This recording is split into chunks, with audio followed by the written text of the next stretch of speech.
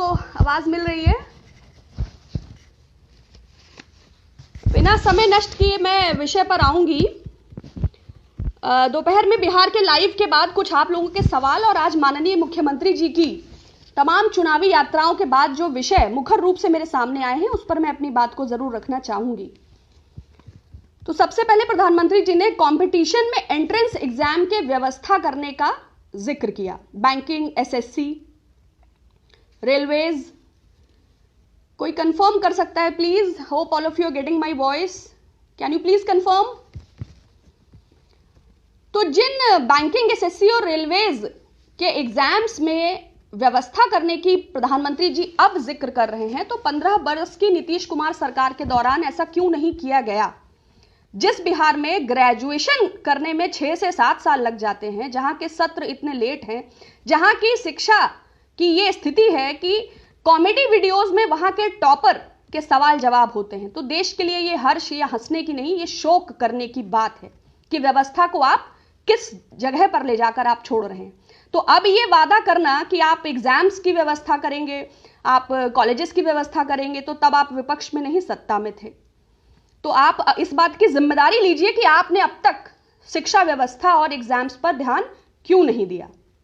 दूसरी महत्वपूर्ण बात उन्होंने की, पुलवामा हमले का जिक्र किया। जनता से कहा कि बिहार के शहीदों को सम्मान नहीं दिया गया। तो पुलवामा हमले में पॉलिटिकल जिम्मेदारी क्यों नहीं ली इस इंटेलिजेंस फेल्योर की? उन 40 भारत माता के वीर सपूतों को एयरलिफ्ट क्यों नहीं कराया गया?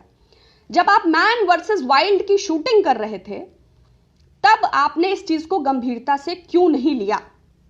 और अगर आप में शर्म है तो एटलीस्ट इस इंटेलिजेंस फेल्योर की जिम्मेदारी आप या आपके गृह मंत्री अब भी ले तो भला है। तीसरा, उन्होंने कहा कि स्वार्थी तत्वों से दूर रहें और विकास की बात करी। तो विगत 7 वर्षों में भारतवर्ष का जितना विकास हुआ है, तो मुझे लगता है 82.13 लाख करोड़ का जो कर्जा है भारतवर्ष पर, इसमें 49% का इजाफा माननीय प्रधानमंत्री जी के कार्यकाल में ही हुआ है। उन्होंने एशियन बैंक से भी ले लिया, उन्होंने बैंक ऑफ चाइना से भी उन्होंने ले लिया, वर्ल्ड बैंक से भी उन्होंने ले लिया, कोरोना काल में सहयोग भी उन्होंने ले लिया, आरबीआई से भी 1.76 लाख करोड़ ले लिया, देश का सोना भी गिरवी रख दिया, लेकिन अभी भी विज्ञापन पूरा नहीं पड़ रहा है। तो जो विकास है, अब ये जो आत्मनिर्भर बिहार बनाने की जो प्रयास है सरकार का, तो स्वार्थी तत्व किसको कह रहे हैं? सबसे ज्यादा स्वार्थी तो माननीय प्रधानमंत्री जी स्वयं प्रतीत हो रहे हैं। कैसे? अगर बात खर्चे की जाए तो अखबारों पर सरकारी विज्ञापन 1603 करोड़ रुपए, इसमें हिंदी पेपर्स पे लगभग 890 करोड़ रुपए, जिसमें दैनिक जागरण को लगभग 100 करोड़ का विज्ञापन है। आपको लगता है कि वो भाजपा शासित या केंद्र की समस्या वो कुछ दिखाएंगे सिवाय प्रधानमंत्री जी के ऐड के? दूसरा, टाइम्स ऑफ इंडिया को 217 करोड़ रुपए। कोई हैरत की बात नहीं है अगर उनके समिट्स में बीजेपी के सेंट्रल मिनिस्टर्स होते हैं। हिंदुस्तान टाइम्स 157 करोड़, दैनिक भास्कर 56 करोड़ 52 लाख, हिंदुस्तान 50 करोड़ 66 लाख, पंजाब केसरी 50 करोड़ 66 लाख, अमर उजाला 47.4 मतलब 47 करोड़ 40 लाख, डेक्कन क्रॉनिकल 40 करोड़, राजस्थान पत्रिका बीच में इन्होंने इनका भी 27 करोड़ 78 लाख है। और जब इन्होंने विरोध में रिपोर्टिंग की तो इनके एड्स बंद कर दिए गए। और सिर्फ इतना ही नहीं, एक आरटीआई के मुताबिक broadcast, community radio, digital, cinema, internet, SMS, telecast, इन सब माध्यमों पर कुल अब तक सरकार ने सरकारी धन, ये सूचना एवं प्रसारण मंत्रालय की आरटीआई के बाद है, 11 अरब 11 करोड़ 78 लाख रुपए मात्र दिखने और छपने पे खर्च किया है। हालांकि प्रधानमंत्री जी कैमरा प्रेमी हैं, वो तोता हो, मोर हो या बत्तख, लेकिन ये जो भार हम पर और आप पर आता है, अगर इसकी गणना करेंगे तो होश उड़ेंगे। तो प्रधानमंत्री जी, स्वार्थी तत्व की व्याख्या तो मैंने कर दी। और विकास तो गुमशुदा है, मिलेगा तो देशवासी बताएंगे आपको और बिहार वासी भी। तीसरा, जंगल राज के युवराज। तो जंगल राज बार बार याद आ रहा है। आपको याद होगा कि उत्तर प्रदेश के चुनाव के पहले नोटबंदी उत्तर प्रदेश में सरकार बनाने के लिए की गई। सभी चैनलों के माध्यम से सपा मुखिया के पारिवारिक वाद विवाद को सभी चैनलों की मुख्य धारा की हेडलाइंस में बनाया गया और उस सरकार के सभी कार्यक्रमों का जो भी उनकी मेन योजनाएं थी उन सब के पट्टियां बदल के अब वही योगी जी लोकार्पण कर रहे हैं और बाकी प्रदेश और देश में लूटार्पण लगातार जारी है। तो जो आपकी पार्टी में चला जाए वो दूध का धुला है और बाकी सब जेल जाएंगे, वो चाहे शारदा स्कैम हो या फिर वो चाहे लालू जी जेल में हो। तो ये जो Bharatiya Janata party washing powder है, जो ये गंगा है आपकी बीजेपी नामक, जिसमें डुबकी लगाते ही लोग स्वच्छ हो जाते हैं। तो और जंगल राज, अगर हम बिहार की ही बात करें तो मुजफ्फरपुर के शेल्टर होम में 40 नाबालिग लड़कियों के यौन शोषण की जो घटना है, शर्म से मर जाना चाहिए था सरकार को। लेकिन तब सरकार के मुंह में उसी आरोपी ब्रजेश ठाकुर के लिए दही जमा था। तब सरकार ने तब कोई रिएक्शन नहीं था। तब अधिकारियों का तबादला हो जाता है। जहां भाजपा से कनेक्शंस होते हैं तो एवरीथिंग इज ऑल ओवर। और उत्तर प्रदेश की अगर बात करें तो उत्तर प्रदेश में तो थोड़े दिनों बाद पीड़िता को कटघरे में खड़ा कर देते हैं, या तो रंगदारी, नहीं तो जो भी वो दबाव में मुकदमा वापस ले या व्हाटएवर इट इज, और अपराधियों को संरक्षण और बची खुची एनकाउंटर पॉलिसी। तो जो रावण राज उत्तर प्रदेश में चल रहा है और जो बिहार में चल रहा था, और जब उसके बीच की ये कड़ी है जो बदलाव कर सकती है, जो आज प्रधानमंत्री जी ने तमाम चुनाव रैलियों में तस्वीर खींची है। तो देखिए, वो नकली बातें करते हैं, झूठे सपने दिखाते हैं, फर्जी आंकड़े रखते हैं और भावनात्मक बातों को कर कर मुद्दों से ध्यान हटाने की कोशिश करते हैं। हर चुनाव में उन्होंने यही किया है, क्योंकि वो भाजपा के, वो संघ के प्रचारक ज्यादा हैं और भारत के प्रधानमंत्री कम। उनका मूल उद्देश्य है कि भारतीय जनता पार्टी के फंड में इजाफा होना चाहिए, है ना। संघ की मानसिकता जो है वो उसके प्रचारक हैं। वो भारत को अभी वो कहां स्वीकार कर पाए हैं। फाइनेंस मिनिस्ट्री के मुताबिक जो ये 82.03 लाख करोड़ का जो कर्जा है, इसमें जो विज्ञापन है सरकार का 5,909 करोड़, ठीक, इसमें पॉलिटिकल, अभी जो 2,513 करोड़ का political donation Bharatiya Janata party को मिला, इसमें 64% अननोन सोर्सेज, मतलब अज्ञात, मतलब दैवीय कृपा से प्राप्त हुआ। जैसे जमीन में गड़ा खजाना मिलता है, जैसे आसमान से उल्का पिंड टूटे, उस प्रकार से। इसमें 61% वाया इलेक्टोरल बॉन्ड्स, ये व्यवस्था लाई ही इसलिए गई। अब इसमें कॉर्पोरेट मित्र शामिल होंगे, इसमें अंडर टेबल अटैक, बहुत सारी चीजें होंगी, और इसमें प्रधानमंत्री की जो तमाम विदेश यात्राएं हैं, जो उनके उद्योगपति मित्रों के सहयोग के लिए, चाहे वो ऑस्ट्रेलिया में mining king, port king, helicopter जो आपके हवाई अड्डे हैं, श्रीमान अडानी साहब, श्री 1008। तो प्रधानमंत्री जी जो हैं वो विकास और स्वार्थ की बात करते हैं, तो ये लगता है कि ये जोक ऑफ द डे है, ये हास्यास्पद है, ये दुखद है, ये घृणा योग्य है कि जो वो बातें करते हैं और जिस प्रकार के वो व्यक्ति हैं और जो उनकी घटनाओं में चीजें परिलक्षित होती हैं।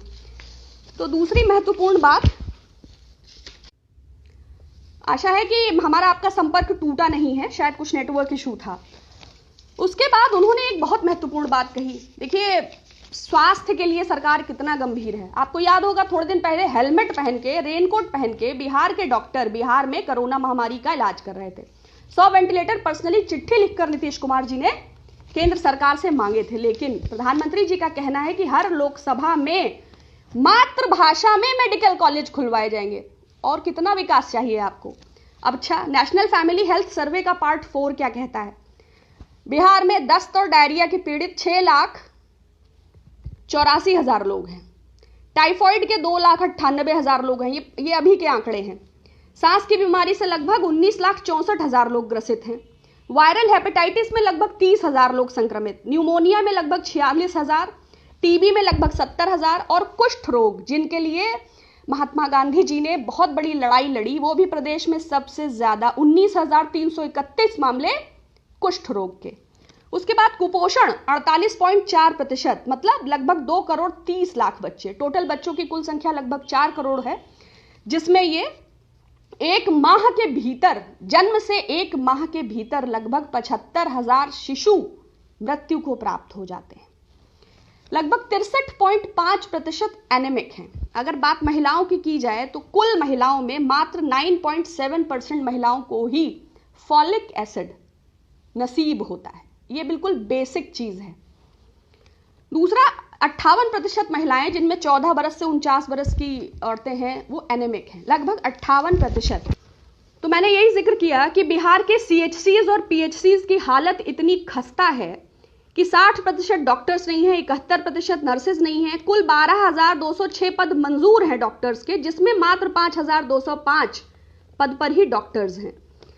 19,155 पद नर्सेज के लिए मंजूर हैं, लेकिन मात्र 5,634 ही काम कर रहे हैं। ना रेडियोलॉजिस्ट है, ना लैब टेक्नीशियंस है, ना कोई व्यवस्था है।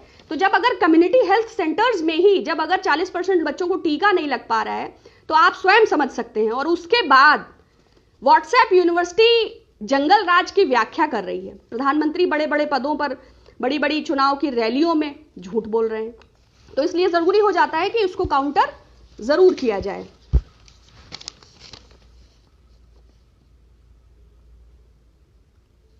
तो ये मैंने डेटा आपको ऑलरेडी एक्सप्लेन किया था कि कितनी गायनोकोलॉजिस्ट और क्या पीडियाट्रिशियन, क्या इसकी सिचुएशन है।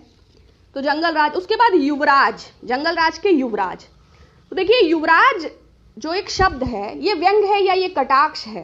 कोई जन्म कहां लेता है, ये प्रारब्ध का विषय है। अपने कर्मों के आधार पर व्यक्ति अपने वैभव में या अपने दीनहीन स्थिति में जो जैसा जन्म लेता है, इस पर उस पर्टिकुलर व्यक्ति विशेष का कोई नियंत्रण नहीं होता कि वो कैसे परिवार में जन्म लेगा। अगर प्रधानमंत्री जी को व्यक्तिगत रूप से, चाहे तेजस्वी यादव जी से, चाहे श्रीमान राहुल गांधी जी के जैकेट से, उनके जूतों से, है ना, या एचडी कुमारस्वामी साहब से या जगन रेड्डी साहब से अगर कोई व्यक्तिगत कुंठा है ना, अगर कोई उनकी गरीबी उन्हें पीछा करती है या उन्हें मानसिक रूप से कोई ऐसी विकृति है जो उन्हें बार बार दूसरों के वैभव से ईर्ष्या करने के लिए मजबूर करती है, तो मुझे लगता है उनको महामृत्युंजय का जाप करना चाहिए। शीतलता प्राप्त होगी तो उनकी कुंठा दूर होगी। या पूर्णमासी का व्रत भी रह सकते हैं, क्योंकि किसी को युवराज कह के व्यंग करना, मैंने कहा ना कि अपना किसी को क्या वैभव प्राप्त है, ये तो कोई भी ऐसी अनैतिक, अमानवीय या पर्सनल अटैक श्रीमान तेजस्वी यादव जी ने माननीय प्रधानमंत्री जी और उनके पद की गरिमा पर नहीं किया, तो इस प्रकार की बात करने का क्या औचित्य है? वो अपनी कुंठा का प्रदर्शन करते हैं। दूसरा, भाजपा के आईटी सेल द्वारा 9वीं फेल, 5वीं फेल, 8वीं फेल, मैं इस पर भी कहती हूं, संविधान चुनाव लड़ने की इजाजत देता है, व्यक्ति पागल और दिवालिया ना हो। 9वीं फेल है, 5वीं फेल है, कोई भी अगर व्यक्ति जेन्युइन है, अगर कोई भी पर्सन जो है वो ऑथेंटिक है, अगर वो कमिटेड है, तो व्हाई नॉट? बजाय एंटायर पॉलिटिकल साइंस में एमए होना कि उस फॉन्ट का आविष्कार ही नहीं हुआ था, यूनिवर्सिटी में वो डिपार्टमेंट ही नहीं था, एक ऐसे व्यक्ति को एचआरडी मंत्रालय दे देना जिसको पता ही नहीं है कि उसने बीए किया था कि बीकॉम किया था कि येल यूनिवर्सिटी से ग्रेजुएशन किया था, उससे बेहतर है हम 5वीं हैं, 8वीं हैं, 9वीं हैं। आपको सैद्धांतिक रूप से पढ़े कम है कोई दिक्कत नहीं, मगर कढ़े तो विधिवत हो, संस्कार का अनुमान तो हो। अगर संस्कार ही नहीं है तो ऐसा जीवन जीने से क्या फायदा है? दूसरी महत्वपूर्ण बात, कुल 12.5 करोड़ में 58% युवा हैं, जिसमें 30 लाख फर्स्ट टाइम वोटर्स हैं। मैं अपील करती हूं बिहार के उन तमाम युवाओं से और आधी आबादी उन महिलाओं से कि अपने हक का अपने विवेक से उपयोग करें, युवा शक्ति को समय दें और देखें कि 15 सालों में आपके प्रदेश में और विगत 7 वर्षों में केंद्र ने निजीकरण के नाम पर देश को बेचने का जो सिलसिला चला है, जो ये चाहे वो 23 कंपनीज हो, चाहे ऑर्डिनेंस फैक्ट्रीज के 45,000 से ज्यादा कर्मचारी आंदोलनरत हैं, चाहे एलआईसी की हालत देखिए, चाहे आईडीबीआई की हालत देखिए, चाहे तमाम सारी अन्य टेलीकॉम कंपनीज की हालत देखिए। उसके बाद आखिरी पॉइंट पे मैं आ रही हूं, काफी लंबा हो जाता है। थारू एवं वनवासी जनजाति, तो पर्यावरण और आदिवासियों को लेकर यह सरकार कितनी गंभीर है, यह चीज मुझे पर्सनली बहुत खराब लगती है। खनन के लिए अडानी को ग्रीन जोन में क्लियरेंस दिया, लेकिन जनजातियों के लिए सरकार ने वायदा कर दिया, प्रधानमंत्री जी ने। टैक्स चोरी की हेराफेरी और राजस्व में द गार्डियन में छपा कि डायरेक्टरेट ऑफ रेवेन्यू इंटेलिजेंस ने पर्सनली चिट्ठी लिखकर बाकायदा अडानी के खिलाफ समस्त किसी प्रकार की राजस्व और टैक्स चोरी और हेराफेरी की जांच न की जाए। जब अडानी की कंपनी 100% मुनाफे में है, पोर्ट्स के वो किंग हैं, ऑयल एंड गैस में कहना ही क्या, ऑस्ट्रेलिया में प्रधानमंत्री जी ने मध्यस्थता की ही, सारे हवाई अड्डे उनको दे ही दिए गए हैं, ग्रीन जोन में क्लियरेंस उनके पास है, तो फिर वो सरकारी राजस्व को भी चूना लगाते हैं माननीय प्रधानमंत्री जी के सहयोग से, तो इस पर तो कार्यवाही होनी चाहिए। दूसरी बात, निजी कंपनियां बड़े पैमाने पर छटनी कर रही हैं, और ये जो जनजातियों का, हाँ आपको येदुरप्पा, वेल्लारी ब्रदर्स, रेड्डी ब्रदर्स और तो और आनंद सिंह, जो वन एवं पर्यावरण मंत्री बनाए गए उनके ऊपर 26 मुकदमे जंगल के अतिक्रमण के थे। और जितना ये खनन है, जितना चाहे लौह अयस्क हो, चाहे ये वर्तमान का कोल माइनिंग, इसकी तो जननी है भारतीय जनता पार्टी। और आदिवासी और जनजातियों के हितों की बात करते हैं, शेमलेस। दंतेवाड़ा की बैला डीला पहाड़ी पर डिपॉजिट नंबर 13 खनन के लिए दिया गया। वो पहाड़ी आदिवासी लोग उसमें अपने देवता को पूजते थे, मानते थे। पूरे देश में इसको लेकर जब आंदोलन हुआ तब सरकार ने पैर पीछे हटाए। इसमें काफी लोग घायल हुए, काफी लोग बीमार पड़ गए और एक लंबा संघर्ष चला। तो जो सरकार आस्था को व्यापार की तरह राजनीतिक दुकानदारी के लिए इस्तेमाल करती है, वो जनजातियों के आस्था का कितना ध्यान रखती है, ये भी हमें जरूर सोचना चाहिए। तो उसके बाद एज यूजुअल बीजेपी हमेशा सरदार वल्लभ भाई पटेल को लेकर, महात्मा गांधी और नेहरू के संबंधों को लेकर, चूंकि भाजपा की आदत है, कोई अपना इतिहास तो है नहीं, तो इतिहास के तथ्यों से खिलवाड़ करके, जैसे यहूदियों को कहते हैं ना कि जीसस के क्रूसिफिकेशन में उनका हाथ था, बहुत सारे स्क्रिप्चर्स को उन्होंने टेम्पर्ड किया था, उसी से वो शापित हैं, ऐसा कहते हैं। उसी तरह इतिहास के साक्ष्यों से छेड़छाड़ करने की भाजपा की पूरा, थोड़ा सा अर्ध सत्य लिया, थोड़ा सा झूठ, थोड़ा सच, थोड़ी आग, थोड़े 2-4 प्रवक्ता, और उसमें हवा कर दिया। तो ये जो वल्लभ भाई पटेल जी का बार बार इशू आता है, तो एक मैं इसको जरूर काउंटर करना चाहूंगी कि श्रीमती इंदिरा गांधी पुत्री श्रीमान जवाहरलाल नेहरू जी को उन्होंने सरकार में कोई पद नहीं दिया, संगठन में कोई पद नहीं दिया अपने जीते जी। लेकिन श्री वल्लभ भाई पटेल की पुत्री मणिबेन पटेल को 1952 में, 1957 में और 1962 में कांग्रेस का प्रत्याशी बनाया गया और वो 2 बार सांसद भी रही। इसके अतिरिक्त 1964 से 1970 तक वो राज्यसभा की सदस्य थी। उसके अलावा कितनी भी बड़ी मूर्ति आप बना दें, संघ को बैन किया था। कितना भी आप सलामी लगा दें, कितना भी आरोप लगा दें, बापू के असैसिनेशन के बाद नेहरू जी के सुरक्षा की चिंता सबसे ज्यादा लौह पुरुष श्री वल्लभ भाई पटेल जी को थी। तो झूठ फैलाना बंद कर दिए, विषयों पर बात करिए। स्टैच्यू ऑफ यूनिटी के विषय में भी कहा गया था कि 1 लाख करोड़, पीयूष गोयल साहब ने कहा था कि 1 लाख करोड़ प्राप्त होगा वहां से। अब सरकार के पास तंगी है, तो सरकार के पास अपनी जेब भरने के लिए, अपना विज्ञापन करने के लिए, हर प्रकार के लिए पैसे हैं, लेकिन आम आदमी के हितों का कोई ख्याल नहीं है। तो जितनी बातें प्रधानमंत्री जी ने कही और आपकी तरफ से आई, मुझे लगता है कि मैंने उनको उत्तर दे दिया है। बहुत धन्यवाद, थोड़ा लंबा हो गया। आप सबका बहुत शुक्रिया। लोगों को जागरूक करिए, आस्था रखिए, निष्ठा रखिए, अपने संविधान की जो गौरवशाली परंपरा है उस पर पूरा निष्ठा रखिए। भले ही संवैधानिक संस्थाओं को, लोकतंत्र को श्रीमान प्रधानमंत्री जी ने पंगु बना दिया है, किंतु 125 करोड़ लोग एक स्वर में, क्योंकि देश चाय बेचते तो नहीं देखा बहुत लोगों ने, 31% जब वोट मिला, देश को बिकता हुआ 125 करोड़ लोग देख रहे हैं और समय आने पर वो जवाब जरूर देंगे। चलिए, बहुत धन्यवाद, नमस्कार।